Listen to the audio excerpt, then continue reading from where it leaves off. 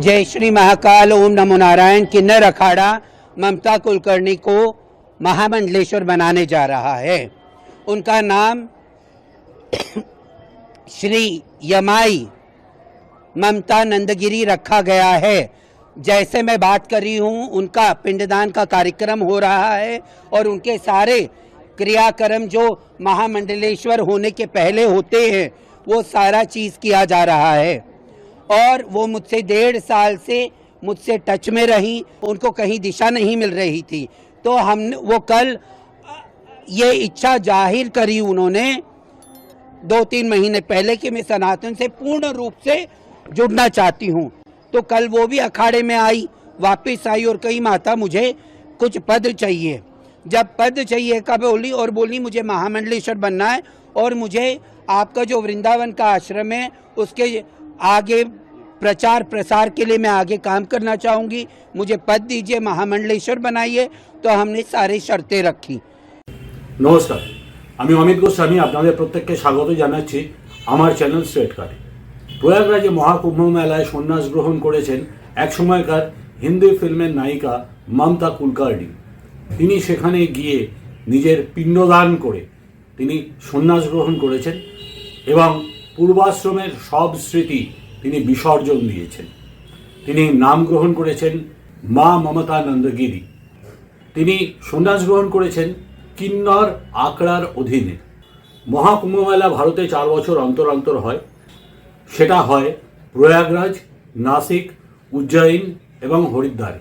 মমতা কুলকার্নি দাবি করেছেন যে তিনি নাকি 2012 সালে মহাকুম্ভ স্নান করেছিলেন হরিদ্বারে গিয়ে। 2013 সালে তিনি আবার কুম্ভ মেলায় যান, সেটা প্রয়াগরাজে। কিন্তু মমতা কুলকার্নি যে আখড়ার অধীনে সন্ন্যাস গ্রহণ করেছেন সেটা হচ্ছে কিন্নর আখড়া। আগে আমরা জেনে নিই কিন্নর আখড়াটা কারা। এই কিন্নর আখড়া হলো 2018 সালে হিজড়ে সম্প্রদায়ে দ্বারা প্রতিষ্ঠিত একটি আখড়া। তারা নিজেদের বলেন তারা পঞ্চদশ জুনা আখড়ার অধীনে, যদিও তার প্রমাণ এখন পর্যন্ত আমরা পাইনি। 2019 সালে তারা নিজেদের প্রথম কুম্ভমেলায় প্রদর্শন করেন। ভারতে তৃতীয় লিঙ্গের অধিকার স্বীকৃত হওয়ার পর তারা এই আখড়াটি করে। এই আখড়ার প্রধান হচ্ছেন লক্ষ্মীনারায়ণ ত্রিপাঠী। এই লক্ষ্মীনারায়ণ ত্রিপাঠী একজন তৃতীয় লিঙ্গের মানুষ, কিন্তু 2018 সালে প্রতিষ্ঠিত এই আখড়া আজ 2025 সালে তারা কাউকে সন্ন্যাস গ্রহণ করাতে পারেন কি? তার আগে একটু মমতা কুলকার্নি সম্পর্কে আমরা জেনে নিই। গেরুয়া বস্ত্র, গলায় রুদ্রাক্ষের মালা, এলো চুল, কপালে তিলক, এভাবেই জীবনের নতুন অধ্যায় শুরু করলেন মমতা কুলকার্নি। মন্ত্রপাঠের সঙ্গে চলছিল সন্ন্যাস ধারণের প্রক্রিয়া।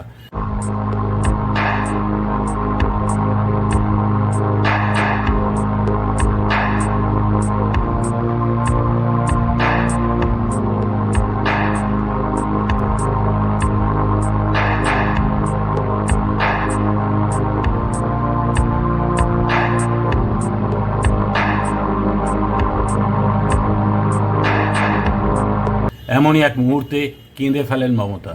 তার গলায় পরিয়ে দেওয়া হয় এক নতুন মালা। উপস্থিত সন্ন্যাসিনীরা তার মাথায় ঢেলে দেন দুধ।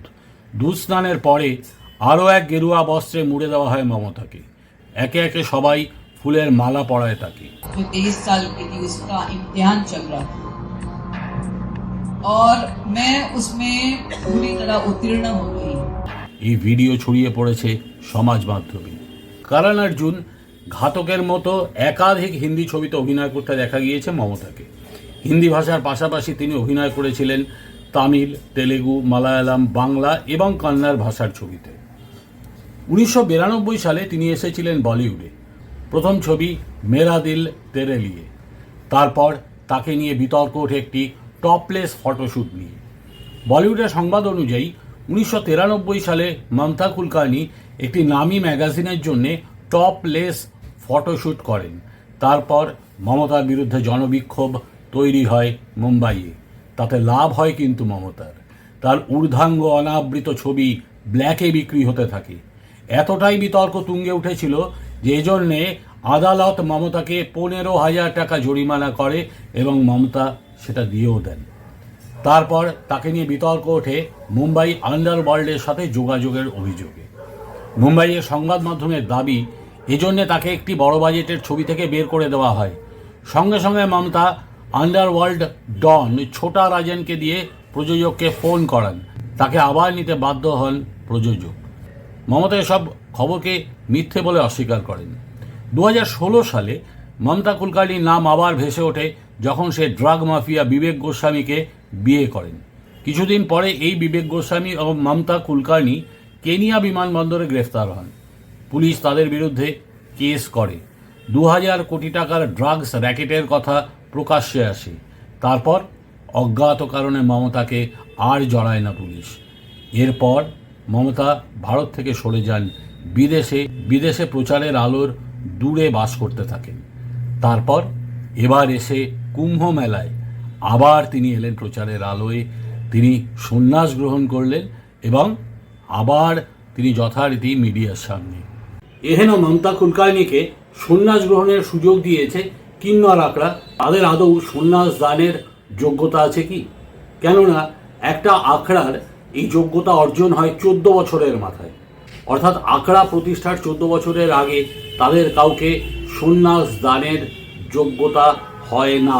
হিন্দু ধর্মে সন্ন্যাস গ্রহণ হচ্ছে চতুর্থ আশ্রম। 4টে আশ্রম আছে। প্রথম আশ্রম হচ্ছে ব্রহ্মচর্য, তারপরে গৃহী, তারপরে বানপ্রস্থ, তারপরে হচ্ছে সন্ন্যাস। এবার প্রশ্ন হচ্ছে সন্ন্যাস গ্রহণ হচ্ছে শেষ পর্ব।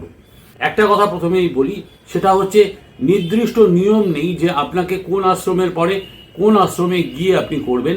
তবে সন্ন্যাস গ্রহণের পূর্বে তাকে নিজেকে প্রস্তুত করতে হয় যে তিনি কিভাবে সেই সন্ন্যাস জীবনে প্রবেশ করবেন এবং সেখানে পিণ্ডদান, নিজের শ্রাদ্ধ করে আসা, এটা নিয়ম।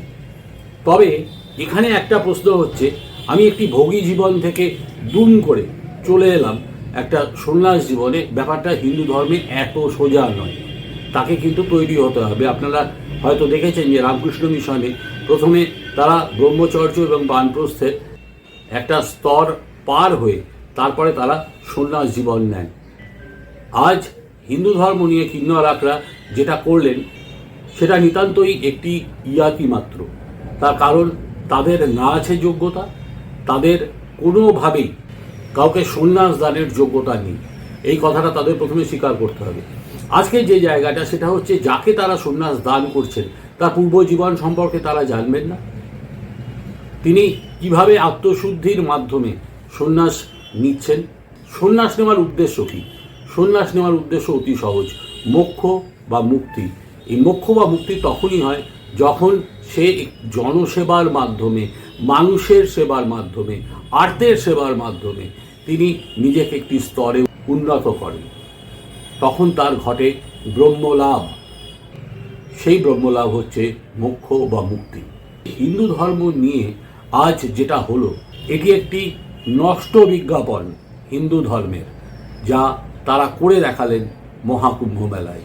এর প্রতিবাদ তীব্রতর হোক এবং শ্রী পঞ্চদশ জুনা আখড়া অন্তত তারা প্রকাশ্যে বলুক যে তাদের মতামতটা কি।